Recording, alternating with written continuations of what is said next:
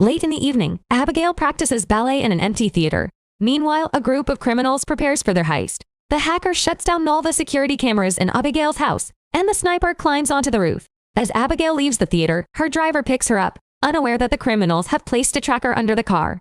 As soon as the vehicle starts moving, the kidnappers spring into action. The hacker opens the house's doors, allowing 3 of the criminals to sneak into Abigail's bedroom and hide behind the furniture. The female criminal realizes they'll be kidnapping a child and protests, as she usually avoids involving kids. However, the others dismiss her concerns and tell her to deal with it. Soon, Abigail arrives home and gets into bed.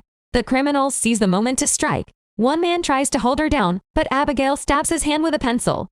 The second man steps in, covering her mouth as he restrains her. The first man attempts to punch her, but the woman stops him, insisting they can't hurt a child. She then injects Abigail with a sedative, putting her to sleep. Outside, the rest of the team waits and alerts those inside that a car is approaching. The sniper keeps the incoming vehicle in his sights as the trio hastily stuffs Abigail into a bag and sneaks out through a window. As they cross the garden and regroup with the sniper, the alarms go off, forcing them to run. Fortunately, the last 2 criminals arrive just in time, picking them up and escaping without further issues. During the ride, they check Abigail's pulse to ensure she's all right and blindfold her, approaching a traffic jam. The hacker instructs the driver to take an alternate route. The driver makes a sudden turn, hiding the van behind a large truck. Eventually, they reach their destination, an old abandoned mansion outside the city. There, they meet Lambert, the man who hired them. After they handcuff Abigail to a bed, Lambert reminds the group of the rules. No sharing names or backstories, and no getting naughty among themselves. It's a 24-hour job. They must babysit Abigail until her wealthy father sends the $50 million.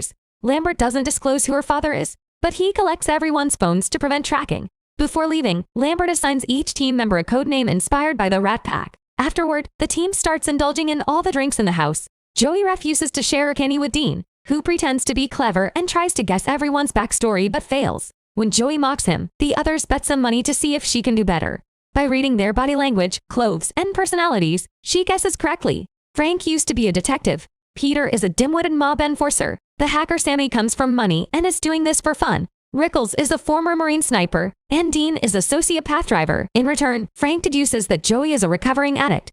Joey then checks on Abigail, who complains that the blindfold is too tight. Joey covers her face and removes the blindfold, noticing that the handcuffs are hurting her, so she recuffs her hands in front. As Abigail cries, Joey reassures her that they won't hurt her and only want the money, making a pinky promise to comfort her. Joey shares that she has a son, and Abigail responds by telling her that they made a mistake because her father doesn't care about her. As Joey is about to leave, Abigail apologizes for what's going to happen to her. Worried, Joey rejoins the group and tells Frank that Abigail's father might be a violent man. Frank dismisses it as Abigail trying to make Joey feel bad, but once everyone is distracted, he goes to check on the child. He's shocked to see her without the blindfold and immediately covers his face, pointing his gun at her until she swears she didn't see him. Pressing her, Frank finally gets her to reveal that her father is Christophe Lazar. Freaking out, Frank runs back to the group and announces that he's leaving. The others demand an explanation, and Frank reveals that the girl is Christophe Lazar's daughter, a very dangerous and powerful crime boss. Joey and Rickles also recognize the name and share Frank's concern. An argument ensues on how to proceed, but they eventually decide to stay to get the money, which they can later use to escape and start a new life far away. They agree to keep an eye on the perimeter and keep all doors closed. Later, Joey is looking around the house, following a noise that turns out to be an open window. While fully opening it to stop the noise, she notices an old statue of a father and his child. She then bumps into Rickles, who tries to flirt with her and fails. He mentions that he doesn't trust the others, and they agree to watch each other's backs. Meanwhile, Sammy finds a room with a TV and is suddenly startled by a presence behind her. But it's just Dean playing a prank. He has the nerve to flirt with Sammy, who furiously kicks him out. Dean then finds a sleeping Peter and draws a man's member on his face. He continues wandering around the house and enters a dark corridor lined with old pictures, including one of a girl who looks a lot like Abigail. Next, he goes to the basement kitchen, where a door opens by itself. Confused, he enters the room and is startled by a rat. As he tries to leave, an unseen presence suddenly grabs him by the legs and pulls him back. Sammy hears his screams and rushes to the basement, where she finds Dean sitting at the table, looking shaken. When she tries to approach him, Dean's head falls off, causing Sammy to scream and then vomit. Soon, the others arrive in the basement, agreeing that Sammy doesn't have the strength to decapitate someone. The scene reminds them of the stories about Lazar's infamous hitman, Valdez. Several years ago, 3 top members of Lazar's gang were captured by the FBI. The night before their trial, they were kept hidden on the top floor of a hotel with agents guarding every corner. The next morning, the FBI stormed in to find their bodies decapitated and devoid of organs. There was no way in or out of the room except for the door on the 23rd floor. Growing increasingly worried, they decide to check on Abigail and find her still in the room. Rickles, terrified of Valdez, insists on leaving, but when he opens the front door, they're shocked to discover another barred gate. Peter tries to push it open to no avail, triggering a security system that seals all the windows, trapping the group inside. Joey concludes that this is a trap, and Rickles rushes to check on his weapon, only to find it missing. Joey hastens to Abigail and asks if she's seen anyone else besides her and Frank, but Abigail swears she hasn't. She also reveals that Frank threatened her, claimed to work for her dad, and mentioned his real name was Valdez. Afterward, Joey meets with Rickles, and they share what they know, realizing that things don't add up. They agree to look for a way out, but as Joey tries to leave the room, she hears a noise. Rickles is standing awkwardly, and when she goes to check on him, she's horrified to discover he's been severely injured. His lifeless body collapses into her arms, and she gently lays him down before rushing downstairs. A furious Joey aims her gun at Frank, accusing him of being Valdez and killing Rickles. Frank pulls out his gun too, insisting that Joey is letting Abigail manipulate her. He orders Peter to do something about Abigail, so Peter goes to the room to kill her. Just as he's about to shoot, Joey arrives and quickly disarms him. Sammy and Frank also rush in, leading to a heated argument. Meanwhile, Abigail easily removes the handcuffs and stands up, revealing her true nature. With a ballet move, she's actually a vampire. Abigail leaps onto Peter and is about to bite him, but Frank shoots her down. To everyone's shock, Abigail sits up as the wound heals itself. Joey shoots her too, but it's clear bullets are ineffective, so they run and lock the door. The group discusses their next move, realizing Abigail was Valdez all along. They find themselves trapped, as all the doors are equipped with magnetically sealed locks and 2-inch thick shutters that can't be broken, and Sammy lacks the equipment to hack them. Tensions rise, and when Peter asks them to slow down, Frank grabs him by the neck, threatening him into silence. Ultimately, Frank and Joey grab pool sticks to make steaks while Sammy searches for garlic in the kitchen. Joey remains skeptical, believing that killing Abigail would only anger her father further. Once prepared, the trio rushes back into Abigail's room, only to find it empty. Suddenly, they hear music coming from another room. They enter to find Abigail dancing with Dean's body. At first, she pretends to be a sweet girl, but when Sammy attacks, Abigail lunges at her and sniffs the garlic, which proves ineffective. Frank is pushed aside when he tries to intervene, but Peter manages to pick her up. However, Abigail easily throws him to the ground and takes the cross from his necklace, using it to strike his chest and make him bleed, confirming that crosses don't affect her either. Next, Frank tries to stab Abigail from behind, but she quickly disarms him and stabs his leg instead. Giving up, the trio retreats downstairs, where Joey tends to their wounds. She reminds them that the injection worked when they kidnapped Abigail, and they still have a spare syringe. They agree to split up. Whoever finds the girl first must inform Joey through their earpieces so she can surprise Abigail with the syringe. The group starts searching the house. Sammy takes a dirty corridor and is startled by a swarm of bats, causing her to fall into a pool filled with rotting bodies. She screams in horror and has to crawl over the corpses to get out. Meanwhile, Abigail surprises Peter, who flees in fear and locks a door behind him. However, Abigail breaks through and chases him with graceful ballet moves. Peter runs as fast as he can until Frank suddenly opens a door, hitting Peter and causing him to fall off the railing. Abigail then chases Frank, pushing him down the stairs before sitting on him. Joey seizes the opportunity to try and inject Abigail, but Abigail swats her hand, sending the syringe flying through a locked gate. Sammy grabs Abigail and pulls her away, only for the child to retaliate by biting her arm. Abigail then grabs Frank by the leg and starts to fly, but Peter suddenly tackles her, making her drop Frank. Peter holds Abigail down while Joey retrieves the syringe and quickly injects the sedative into Abigail. The child makes serious threats and calls Joey awful names before passing out. Sammy freaks out, wondering if she'll transform because of the bite. Moments later, Abigail wakes up locked in an elevator. Joey tells her that if she reveals how to get out, they'll let her go. Instead, Abigail confesses that she planned everything and that Lambert works for her. She even knows all their real names and backstories. Sammy started her career by siphoning money from her rich parents' bank account and eventually targeted a particular big fish. Peter served as muscle for a crime family and stole from his crew.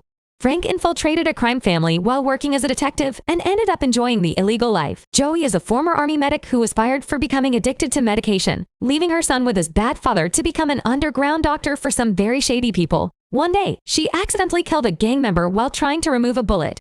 It turns out everyone here wronged Lazar or his gang in some way, and Joey accuses Abigail of killing her dad's enemies just to make him love her. Abigail didn't kill them as soon as they arrived because she likes playing with her food. She offers that if they let her out, she'll spare 2 of them. Frank suggests killing her, prompting an angry Abigail to change the offer to saving only the one who releases her. Peter quickly takes out his gun, and Joey and Frank do the same, insisting that Abigail is lying. When Peter attempts to free her anyway, Joey shoots him. The group leaves except for Frank, who volunteers to keep guard. Once alone, Frank tells Abigail he'll let her go if she tells him how to get out of the house. Abigail reveals that he must pull Agatha Christie's book in the library to open a secret door.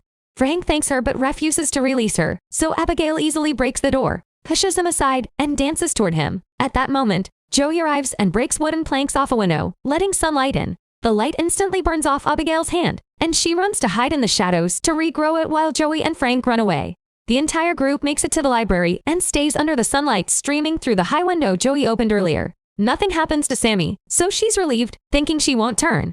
Frank pulls the book Abigail mentioned, but nothing happens because she lied. While he throws a tantrum, Joey tries to break down the wall to no avail. She's run out of candy and is becoming very anxious. Joey explains to Sammy that she left her son to get clean and planned to use the money from this job to go back to him and start over as a reset. Hearing this word gives Sammy an idea. If they can find the power source, she can short the locks. The team splits into two and searches the house. Suddenly, Abigail plays music again and takes control of Sammy thanks to the bite. Sammy quickly transforms into a vampire and attacks Peter, biting his neck.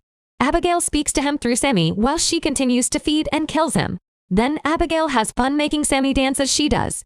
Eventually, Joey and Frank arrive, so Sammy keeps her face hidden. However, the others are suspicious, and Sammy reveals her transformation. The duo immediately runs away, with Sammy chasing after them. They make it to the library, where Abigail uses Sammy's voice to explain she hates that room because it's where her father turned her. Joey grabs a tray and reflects the sunlight on it, causing Sammy's body to explode. At that moment, a secret door opens.